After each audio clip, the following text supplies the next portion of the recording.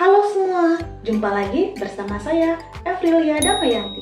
Nah, bagaimana kabarnya? Saya harap semoga sehat selalu ya. Oh ya, di video kali ini kita akan membahas tentang kaidah kebahasaan teks argumentasi. Oh ya, materi kali ini adalah kelanjutan dari video sebelumnya mengenai jenis dari teks argumentasi.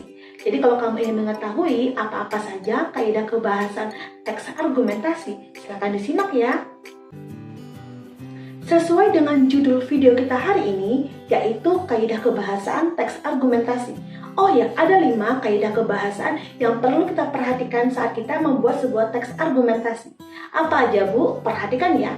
Yang pertama yaitu menggunakan verba mental. Verba adalah kata kerja. Jadi kalau verba mental adalah kata kerja mental. Kata kerja mental adalah kata kerja yang mengungkapkan reaksi seseorang individu terhadap perbuatan, tindakan, keberadaan, ataupun pengalamannya. Jadi sudah dipastikan bahwasanya verba mental ini ada aktivitas berpikir di dalamnya. Adapun contohnya sebagai berikut. Roni khawatir terhadap adiknya yang belum pulang dari kemarin. Di sana ada kata khawatir. Khawatir itu pastinya kita pakai pikiran. Yang kedua yaitu Pak RT menyadari bahwa keluarga tersebut tidaklah bersalah. Selanjutnya, kaidah kebahasaan yang kedua yaitu menggunakan konjungsi kausalitas. Konjungsi adalah kata penghubung. Kalau konjungsi kausalitas adalah kata penghubung yang berhubungan dengan penyebaban. Penyebaban kata dasarnya adalah sebab. Sebab adalah sumber-sumber yang menjadi suatu akibat. Adapun contohnya atau kopula yang biasanya kita gunakan saat kita membuat sebuah konjungsi kausalitas seperti karena, oleh karena itu, sebab, oleh sebab itu. Nah, itu merupakan kopula atau kata kunci saat kita membuat sebuah konjungsi kausalitas. Adapun contohnya sebagai berikut. Adik dimarahi oleh guru karena terlambat datang ke sekolah. Nah, di sana ada kata karena.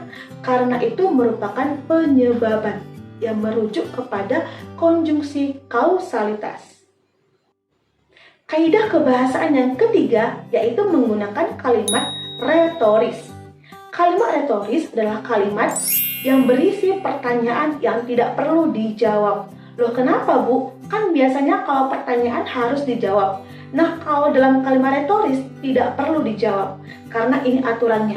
Loh, kenapa? Karena antara penanya dengan si penjawab sudah sama-sama saling mengetahui apa jawaban yang sesungguhnya. Adapun contohnya sebagai berikut.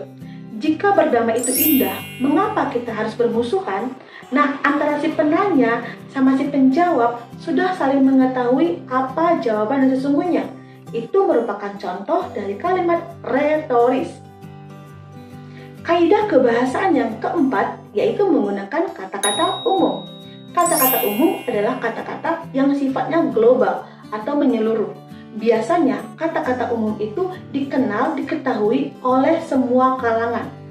Karena apa? Karena kata-kata umum itu sangatlah luas.